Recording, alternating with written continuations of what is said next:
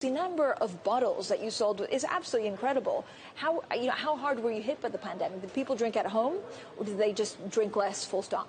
Well, we had a drop in last year in 2020, when all the restaurants and bars closed down.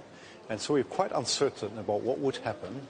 And then since the middle of last year, we saw, as bars were reopening, people coming back, as people were ordering from home, as our e-commerce activities were picking up. We saw people really coming back, and then this year has been very good.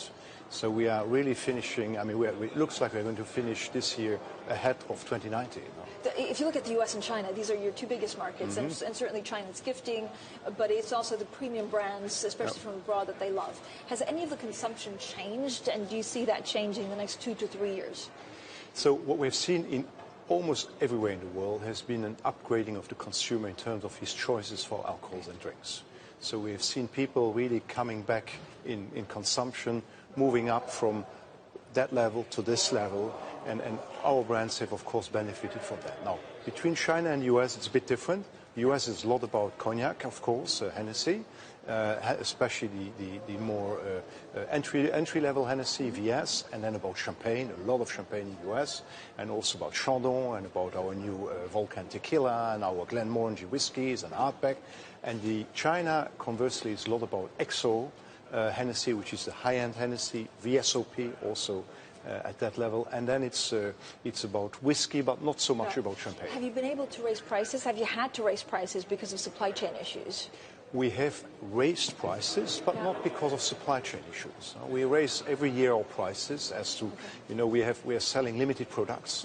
We have limited quantities. It doesn't impact demand.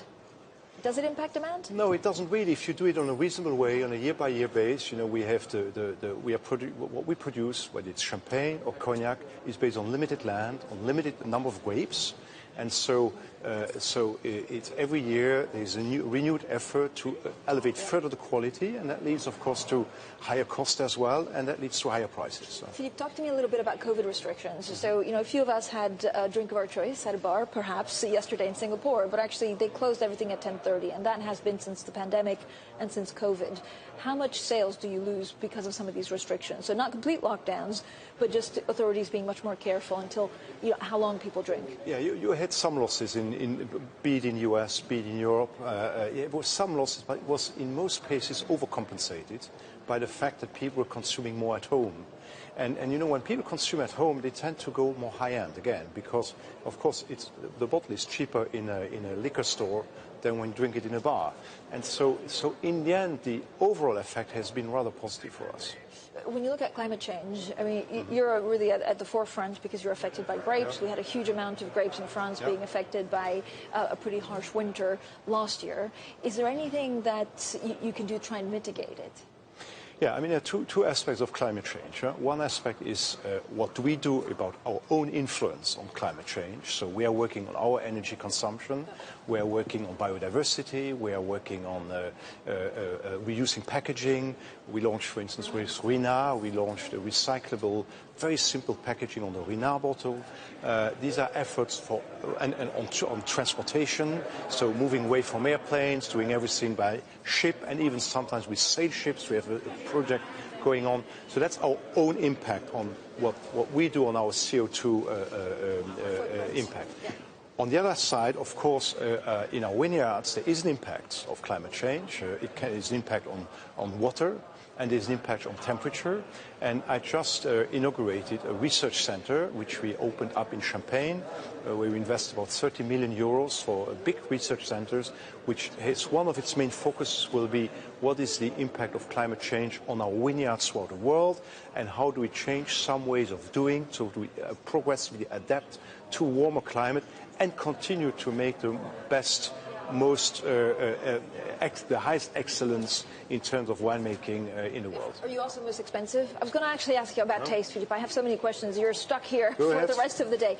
Have our tastes changed? So with time, do we like sweeter products? And do you do actually research on what people want to drink to make sure that it's calibrated to the sugar level that they want to drink? No, I think over the long term, has been rather going to a little bit less sugar. Okay. over time, and so that is one of the trends. So Diet reasons or really taste? I think both, probably. You know, a Champagne Brut, like the Moët Chandon you showed earlier, doesn't have that much sugar. We also launched a spritz this year, Chandon Garden Spritz in many countries, and that has half the sugar of comparable products prior in the market. So sugar is rather going in our products on a downwards trend. Are tastes changing? Not really. I think, of course, more and more people are experimenting with higher end champagnes and wines and are becoming more sophisticated in the tastes, and so we are benefiting from that, but that's more a kind of elevation of sophistication than anything else.